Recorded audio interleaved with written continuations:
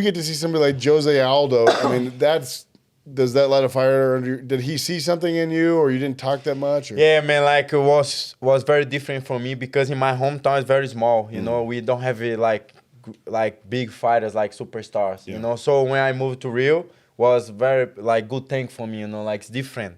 You know, so I was oh shit. You know, like that from Rio I start like that's what I want for my life. You know, because I seen Jose Aldo train. You know, he's a ex-champion. You know, and legend, right? So that was dope, man, for me. And I helped his camp because I mean, like improving the gym, and my coach Dede invited me to help his camp the first time. So we met, and you know, he's so nice guy, man. That's cool. He's a really so nice humble, guy. man. Every time, Is it for me, he's the best. Yeah, really. Like I've only heard, you know, one of my favorite stories was when like the UFC. I was just off like the Ultimate Fighter, so it's like 2012. I don't think Jose was in UFC because they didn't have that weight yet, you know? And we're at the Palms or something, and these people go, and I was with my coach Hack, and I think Glover actually, and these people are like, hey, can you take a picture? And, you know, Aldo, you know, thinking he's there's wanting a picture, he goes and gets it, and they're like, no, take a picture for us. And he doesn't speak any English. So he's like, okay. And then Coach Hack comes running over like, what? You're having the world champion right now. Take pictures for you. And he was like, no, it's okay, Coach. Like, okay, Coach, I'll take the pictures. And we're like laughing. He's humble, bro. Yeah, humble guy. And humble at that point, simple guy, man. Yeah, at that moment, I was like, bro, this is the most humble world champ I've ever met. He was like, sure, I'll take a picture for you. He don't care, right? He didn't care. He was just being nice. Well, even with being world champ, when you're that size, it's important to be humble. Yeah. He would he was talking shit to Marab. And I literally had to like pull Marab off him. He was gonna kill him, bro. And then he was gonna break his knee, bro. He had him in a heel hook, and he was going hard, and Kyle's like, and he wouldn't let go. But I was being nice because I could have. Oh yeah. Do you see that punch he shows? He's like, show us again. It's a donkey punch. Oh yeah. How it is? Because that's how I'm used to getting my wife in the back of the head. And she looks back and goes, can you hit me harder, please?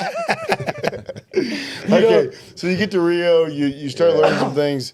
How do you even get to the U.S.? I mean, it's got to be difficult. It was funny story, like was in the pandemic, my friend Bruno Capelosa and Ron Marks, he gonna fight in the PFL, so they need a corner.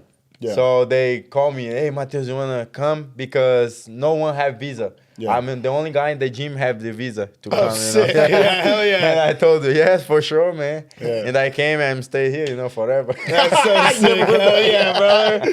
Hell yeah. Yeah, because my opportunity to change my life, you know, yeah, man. And now to make my dreams come true. Why would you go back, bro? Yeah, you know? Man. And now I come from so far, man. Yeah. You know? And now you're, employed by the UFC, so it's like you have all the visas and everything like when that. When the opportunity show up, get, you know. Why would you? And that's like, I mean, I hate to say it, but it's like, this is where a lot of the money is going to be made. Yes. You learn English. That's how you're going to make more money. You know what I mean?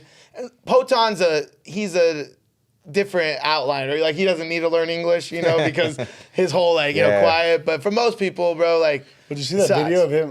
The word you were looking for, by the way, was anomaly. Anomaly, thank you. But you see that video with him and Kamaru just recently in the locker room where he was speaking good English? Oh, yeah, bro. And Kamaru was like, hey, don't let him know you speak English. Yeah. No, he doesn't speak that good. He said maybe he learned, He said if you talk slowly to me, I can get it. He's getting good. He's getting better, and if you talk slowly, he'll understand, but then he's always like, Plino. How does it feel like, because now you're in the UFC, you're waiting for your debut fight, but there's such a, it's almost like clan mentality, like tribe mentality between Brazilians and like Caucasus, the Russians, because who's the best grappler? Because it was always Brazilian Jiu-Jitsu, but now it's Sambo, Russian wrestling and all that. Yeah, the Sambo guys. How do the Brazilians see like the Khabibs and all of them? How do they see the rivalry? Like for me, I have a lot of respect for Khabib. I like how he fight. He not just like Sambo. He trains Jiu-Jitsu as well. So he mixes. So I think he's a smart guy. But I think Brazilians have to learn new things too. When I come to US, I'm start learning like wrestling. Not just Jiu-Jitsu. Wrestling, and I put in my game. I think the MMA game is this now. Do you think wrestling, because Ramsey's talked about this, do you think wrestling is the best base for MMA, or do you think jiu-jitsu? Bro, like, I think the wrestling is the, how can I say, like, the... Glue. Yeah, for the, if the fight gonna be on the feet, on the ground, you know? I think yes. It's for deciding factor. So answer, yeah. For sure, bro. I mean, Because it's just like, I mean, and this was the other night, we had a local fight, and one of the local guys was fighting, who's a really good brown belt jiu-jitsu, and he would have beat the dude in a jiu-jitsu match, beat him in a kickboxing match, but the other guy just kept on taking him down, and he was throwing up submissions, but if you don't get the submission, you lose the fight, and you end up losing the decision, got tired, so it's kind of like, man, the wrestling, and just the way the judges score, the wrestling just scores so big. I think MMA fighter have to be complete, right? Like, have to...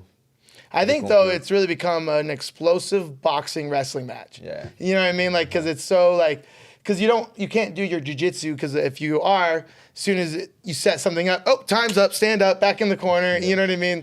Which happened to me. I was on someone's back, body triangle, round ends, get up and lose the fight then. And I was like, man, I would have left me there for a few more minutes, you know, or even another 30 seconds. Yeah. So that's why I've kind of believed that wrestling, or the MMA has become an explosive wrestling kickboxing match. You know what I mean? And I think the rules, the breaks, the way that they like, you know, like the way the fights finish, you know, it's just very, and I agree. And my back doesn't like wrestling anymore. I hate wrestling. I got hurt yesterday. Me too, bro. Wrestling. Yeah. But I have to train. You have to especially my division, like, is the greatest wrestlers. All the wrestlers, bro. There's not one non-wrestler. The champions are wrestlers. Yeah, and all the top 10 guys. Yeah, the only one is Dustin, and you know, and he's on his way out. He's the one lightweight that managed to be on the top without wrestling. 55 is Islam? Yeah. Oh, shit. Bro, that dude's a problem though, right? You think he can get Islam? One day? Bro, I'm young, you know. I'm still learning. I will get my time, you know. Yeah, you'll get your time. Day by day. Yeah, I mean, call it out, I have a lot to learn, you know. Like him, when he joined UFC, he learned a lot, you know. He grew up in UFC. So and he, you know, lost an early one. You know? But, you know, that's the thing is, like, I think Islam is just become the most complete fighter. Yeah. And I think you're going to start seeing all of us now. Like, every fighter is going to be like, you're coming up, bro. You're not going to be a jiu-jitsu specialist, you know? Have to be complete, man. Complete. Yeah.